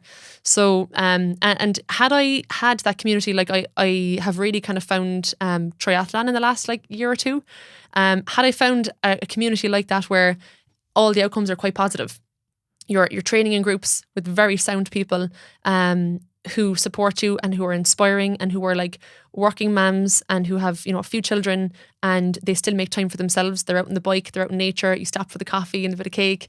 You have a chat, you have the bit of crack. Same for the sea swimming, same for the trail running or whatever it may be. Had I found that reason to train and that reason to be fit and healthy in my body, I think it would have looked very different and it would have been great for me. So I think using the health and fitness thing as a vehicle for me to live a really, really fun, fulfilling, exciting life is what I'm all about now. And that's what I'm teaching my clients as well, in like most, we'll say people on the program, like they want to go to the park with their children and they want to be able to run around after them. They want to be able to get bikes on the greenway of a weekend with their family and not feel like they're holding the whole family up, or that they're not able, or come home with a sore back or sore arse or whatever, injured. They want to be able to be fit and healthy, to do fun things in life and to make memories and to feel able, as opposed to just looking a certain way in the mirror now or on the scales, which is great. And they're the people who I love working with. So yeah, and I suppose like you're on about engineering your lifestyle there. Like I have a very clear vision of how I want to spend my days and my life, I suppose, in being out in nature, enjoying the swimming, being around good people, having a bit of time to enjoy what I've built, and to be happy. Like that's all stuff that makes me happy, you know. So that's probably what you're seeing on the gram. Yeah, no, that's the impression that I get. Yeah. And it's refreshing. It is refreshing. I know there's a lot of people kind of the adventure lifestyle thing is popular now as well, but it seems very genuine anyway. When you and I've met you, obviously, I can vouch for it. It's quite genuine. Yeah. You use the word there, happy. Do you think we all need to be happy? I know I said to wrap this up. I potentially just added an hour onto the podcast because it's a funny one. Because sometimes people struggle with this one because they feel like they're supposed to be happy. Yeah. And maybe rather than throw you in the deep end on that one, I'll give you my kind of take on it because I think about this a lot. Are we supposed to be happy? And I laughed earlier on when I used the word supposed because I don't know if there's any supposed. I don't know if there's a plan. I don't know. I'm not saying there is or isn't. But I think sometimes if we think that we have to be happy, it can stop us actually living our life, our day to day. So I try and focus on, I do the same thing that you do. I try and think about it the same way you do. Every day I want to do things that I enjoy doing and meet people that I enjoy meeting, have conversations I enjoy having, and that's it. Is there a time where I'm going to be happy? I don't know. Is that what happiness is? I don't know. Do we just make this word up, happy? Because a lot of us, I'll be happy when, and you said this earlier on quite a couple of times. So I'm trying to remove the word happy from it. And just every day, what am I going to enjoy doing today? What's going to give me a sense of purpose today? What's going to help me feel connected today? And by doing that on a daily basis, the sum total grows to me having a really good life. Yeah. And I'm trying to, I don't have a problem with the word happy, but I'm trying to stop thinking that it's this place I get to, on this thing I need to be, because that puts a lot of pressure on you. I have to be happy. It's like, well, some days I won't be happy. Some days I feel like shit. Yeah. I still have a good day. A pretty decent day. And when I'm looking back, eventually at the end, and writing my memoirs, I'd be, 90% of those days were pretty damn good because I did things every single day that I like, as opposed to I worked towards this thing because it was what was going to make me happy. And when that brings me back to like even now with the kids and stuff like that, every day do I get to spend some time with my kids, as opposed to I'll work hard for the next 15 years so I can get a load of money so then I can spend time with my kids when they don't want to fucking talk to me anymore. Yeah. You know? I think that was a great way of framing it. Like you're saying the totality of it, because like I think there's a thing there as well where, as you said, like, oh, everyone's saying like, you know, you should be happy or we're striving to be happy or whatever, but like you can have different parts of your day when you get up in the morning and you feel like shit, and then you're going to do something that's going to, as you said, make you happy or lift the spirits or connect you with people or whatever, and then you'll be happy or, you know, in a better place for a few hours maybe, and then you'll go away and do something else and then that'll wear off again or whatever. So I think if everyone was feeling that they should be happy, it's going to cause anxiety and be like, well, why aren't I happy? That's the crux of what I was saying. Yeah, exactly. And that's what I got from it. So like it's almost like a guilt thing of like, well, I should be happy and what's wrong with me that I'm not. Yeah. Like I think even apart from happiness, maybe like being at peace, maybe. Yeah, like, you know, just being at peace and not always struggling is an important thing as well, you know, and not always being self-critical or not always like looking for the next thing, as you said, like to find the simplicity and the happiness or the little green moments. Like I always say like green, orange or red moments in your day or whatever, but find the green moments where you can. A green moment could be like sitting in the morning with your dog having a coffee and just chilling before your day starts, or for you it could be spending time with your kids, or it could be you know, before you go to bed, like watch a bit of TV with your other half lying on the couch, whatever you enjoy. That's the stuff that really brings us contentment and happiness that we're talking about. Not all of the, you know, when you're working towards the big goals and you're striving, and loads of people say that. It's like the gold medal syndrome. Yeah. When you've been working so long for this thing and then you've completed it and you're like, I'm supposed to be happy. Is that it? Yeah. Like it's a huge anticlimax thing.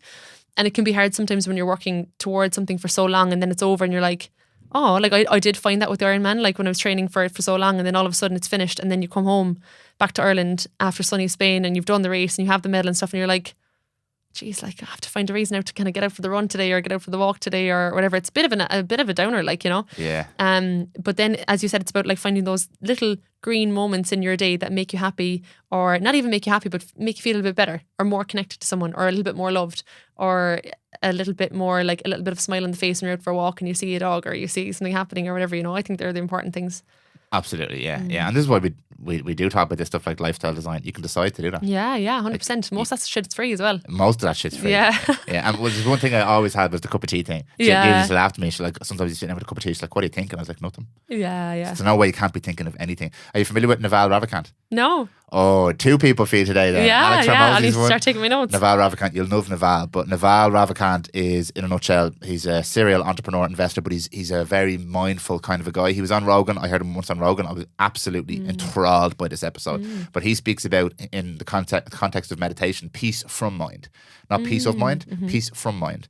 And when he is explaining his own meditation practice, he's like, the goal for me is not to figure out life or anything like that. It's to clear the inbox every single day, so I have peace from mind. So it's that sense of peace. It's not happiness or elation or joy or any of these emotions. It's peace from mind, where you're not in your own head and you have that bit of peace. And for me, that's the cup of tea, the coffee with the dog, whatever like that. Yeah. Just have that peace for 2 or 3 minutes. Yeah. But if you have a regular practice that allows you to do that, and then you can integrate that into other parts of your life, that's a great way to live. Absolutely, yeah. So even if you never get to the mecca of happiness, like, this is the old cliche of it's the journey and it's the systems and it's all that kind of stuff. Yeah. Every single day you can find those little things. And some days you won't have time for them, whatever. Yeah. But 90% of the time you can have those little things. And again, it seems too simple and small.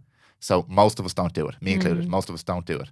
But when you do start to do it, that little sense of peace, you're a little bit more grounded, a little bit more connected. Everything seems to be a little bit more clear. The trees are a little bit greener. You're like, oh, this is pretty cool. And that brings us back to the old scrolling on the gram, you see, all distraction from that stuff. Yeah. All the consumerism and as you said, the money and all the rest. But like, most of that stuff's free. Dip in the sea, bit of fresh air, bit of a sunrise. Yeah, it is a bit of a cliche nowadays, but man, if you haven't tried it, definitely try it. I want to ask you one more question. Yeah. Go on with one more question? Yeah, absolutely. I touched on this briefly with you before we started recording. Most of the things we spoke about today, there are people now who speak about this stuff. For example, Jordan Peterson speaks about a lot of this stuff in terms of taking back your power, like make your own bed. And this gets lost in translation sometimes. But essentially what he's trying to say is get some easy wins in, empower yourself, feel good, and it grows. So if you misinterpret that, maybe listen to it a couple more times.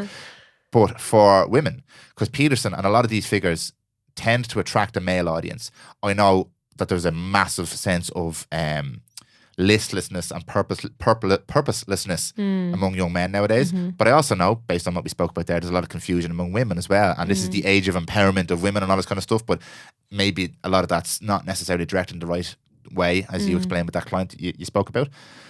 Are there people out there who you would look to as good role models? Because someone like Peterson, he's not speaking necessarily directly to men. A lot of his stuff appeals to men, but they're good life lessons. But are there females in that industry or that world who you would look to, or that people who are listening now could potentially look to, who embody these messages, apart from yourself, of course? Because honestly, you've given lots of very positive messaging today. It's a great place for people to start. But are there people that you look up to in that sphere?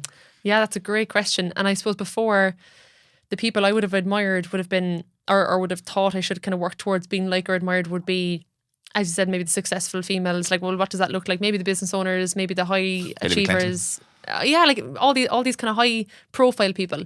But like what I've grown to know is like my heroes these days are the moms who are working full time, who make time for themselves to do the 5K run, or to go and book a spa day for themselves, and they're running the whole household, and they're looking after the kids, looking after the husband, doing a job maybe, or not doing a job, whichever. And they're my heroes, genuinely. Like, I see ordinary, which is a bit of a nuts term, ordinary women, right, inverted commas, absolutely smashing life. And that is what I want to achieve. That's what I want to fulfill and have as well. So I think those women deserve a medal or deserve the recognition and all the rest, more so than maybe the high flyers or the CEOs or the famous celebrities or whatever. But see, that's not sexy. Again, it comes back to like what's going to get airtime and what's not. There are a lot of women doing that, but it's not getting the recognition that it actually deserves. And since, I suppose, for an example, there's a lot of women in our triathlon club in West Cork Tri who would be my role models, who are doing the half Ironman or who are doing the half marathon or whatever, and they make time for their training, they make time for themselves because they realise it's important, but who are also going home that evening and cooking dinner after a 50k bike ride or something, like they're my heroes, you know, and how they can do it all, and how, most importantly, they value themselves enough to make the time for that. And that's something that I would want to have as well for myself if I do have a family down the track or whatever, to still make time for myself for all the reasons that we were saying there. But like, if you're happy and if you're in a good place and if you're looking after yourself, you can only benefit the people around you. So honestly, I think they're the people that we should be looking to, you know, and be inspired by. But unfortunately, that's not sexy. They aren't doing the reels on social media. They aren't doing the personal development podcasts or whatever, because they're too fucking busy getting shit done. Yeah, fair. So, yeah, but like, you know, who would I look to? As you said there, like a lot of people in my industry are male orientated. Like they're the male, and a lot of orientated towards males, as you said there. So I suppose a lot of the business people that I would look to for inspiration or even value their opinions on or whatever, would be male, just the way it's happened, you know. But one of my goals is to have a female mentor in 2022, because I've always had very high performing males in my life, like mentors and advisors and stuff. One of my goals was to have a female mentor, and I'm actually having a call with her tomorrow, so that'll be interesting. Oh, no way. Yeah, just snuck it in before the end of 2022. I was like, I have to get it done. Was this someone that was referred to you? Did you go looking for someone? I literally just randomly went on Instagram, went online, and I must have typed in maybe around leadership, or maybe I put in like holistic business coaching, or I can't exactly remember what I actually put in. But yeah, I found the person who's the right fit, basically. But I actually think it's going to be important for me to have a female influence as well, you know, and to have a mix. I think all of us can learn by, you know, one thing that I'm very actually passionate about is the whole masculine and feminine energy in how we work, and it's something to do with if you're male or female, but like both sides of, like, you know, the masculine's like the doing and the go-getting and the competition and the productivity and all that. Then the female is like the being, the feeling, the empathy, being creative, going with the flow, collaboration, all of these things. And I think we need a sense of both. And if we don't, there's pros and cons. Like if you're two and you're masculine, you're two and you're feminine, it's not a good you know, recipe for success. So I think it's good to have the influence of both in your life where you can. So yeah, that was a very long-winded. No, and I like that you mentioned that point last time. I had a podcast with Niall Graham and Nicola Barry. We spoke about this. I had one with Niall first, but that was the 3-hour podcast. I mentioned it before. Oh yeah. But really eye-opening for me, because I was always aware of these concepts of masculine and feminine, nothing to do with being male or female. Yeah. However, men tend to live more in the masculine field, but they're complementary, and that's what I loved. And we brought Nicola on because we had the conversation as two men, and Nicola came in and balanced it out lovely, but they are complementary. Yeah. And that's what's amazing about this whole thing, is we have all of this stuff that we talked about today, and all of this madness and all of this competition and ego and all this shit. But those two energies are really complementary. And if we can figure out where we are with those energies and how to implement them more into our life and how to balance them out a little bit more in ourselves and with other people who are in our lives, it's very, very powerful. Because there's things that the feminine will offer that the masculine just can't. Yeah. And there's things the masculine will offer that the feminine just can't. And it's interesting in the world of business, and again, Peterson talks about this a lot, is that there's a lot of masculine traits or of the masculine energy required to succeed in business. Yeah, 100%. But it doesn't mean you have to be a man to have those, to embody those traits once you're aware of the context of what you're doing. So you don't have to become a man. You don't have to be an aggressive person. That's not what it's all about. But you do have to be able to stand up for yourself. You have to be less agreeable, if you want to like use the language that Peterson would use and stuff like that. But yeah, it's interesting to hear you talk about that, because like I have my eyes opened by Nicola and Niall, who do a lot of work in this space, and it really helped me to understand that I'm not a person. I'm not Dan. I'm a collection of my experiences, my programming, my energy, the environment, and all that kind of stuff. I'm like, okay, if I can deconstruct myself like that, it helps my ego a lot, because it's not me. Yeah, 100%. This is not what I am. Yeah. I'm a collection of all these things, and all of these things can be manipulated and controlled and changed and adapted.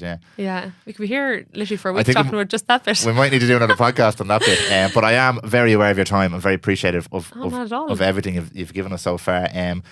This is a very cliche question. What's next? Do you have a plan? Because you mentioned the 7-figure business wasn't the goal, and I'm the same. My driving factor is impact. I want to have impact on myself, my family, and potentially people who come to work with me, or people who listen to the podcast.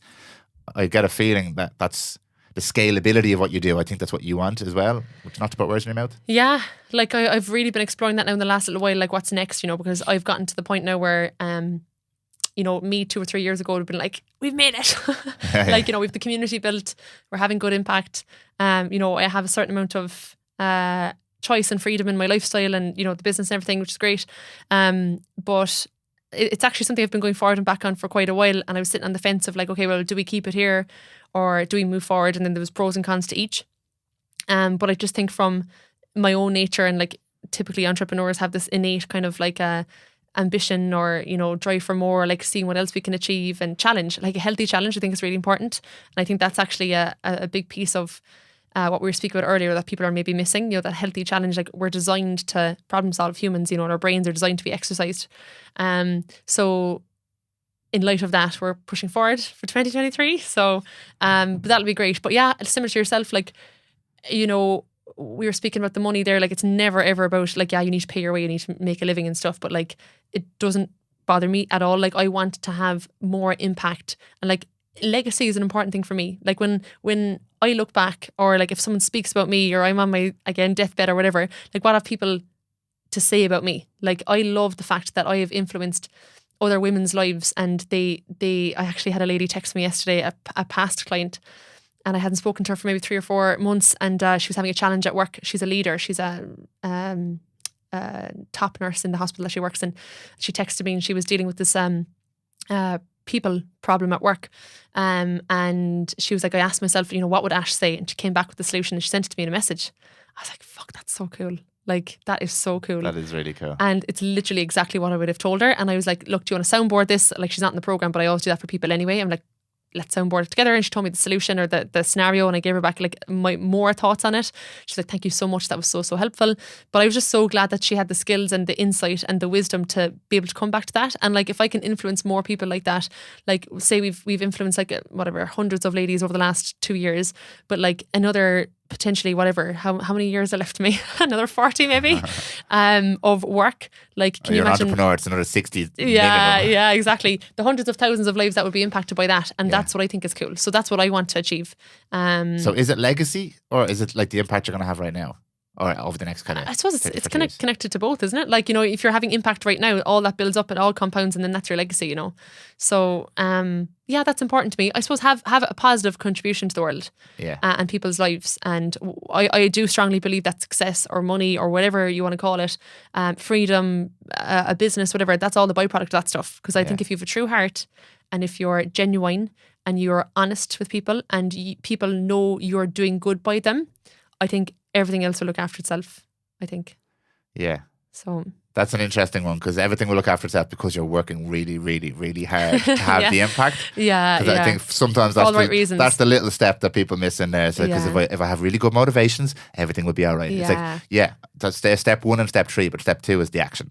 Which you're doing right now. Yeah, and look, I'm a strong believer in karma. Like, if you do good things will come to you, I think, as well. You know, you'll get paid back. The energy that you put out, you will receive back. Now you have to do, as you said, you have to work with it. Yeah. But I just do think that's an important thing, because look, there's lots of people who are making money off people for all the wrong reasons. And like, they have all the money, but sure, what good is that? Like, you know. So yeah. Thank you so much for your time today. No worries, Dan. Thank you so much for having me. It's been a pleasure. I really enjoyed the conversation. Did you enjoy it? Yeah, I really enjoyed it. Good, because we're an hour and 50 minutes now. Are we? Yeah, oh, wow. Well done if you've listened to... Yeah, congratulations for I don't know how many people make it to the end of my podcast, but well done. Thanks for coming. If somebody would like to reach out to you or work with you, you have availability? Will you have availability in the new year? Yeah, we are going to have availability in the new year. We typically take... a certain amount of people on every month. So we'll have an opportunity every month where people can come on board, and we bring a cohort in. But this will be out in the 1st or 2nd week of January. Oh, ideal. Yeah. Well, if you're listening to this in Jan, 2023. Yeah. We'll have the countdown, will we? But so yeah, there will be spaces available in January, particularly in January, because you know, it's a time where people naturally decide to make a little bit of change, or to make self-improvement or whatever. So if you're listening to this and you think that I might be the right coach for you, or that, you know, what we do is kind of in line with what you're looking for, best probably thing is to jump on Instagram. I'm coach underscore. I was like, is it underscore before or after? Coach underscore Ashie V, exactly. Or go to the website. So it's www.ayrie.ie. Yeah, exactly. Yeah. So people can find out more there. But just throw me a DM. Like, we can just even have a little chat and see if it'll be suitable for you or not, or if I can help or not. That's the most important thing.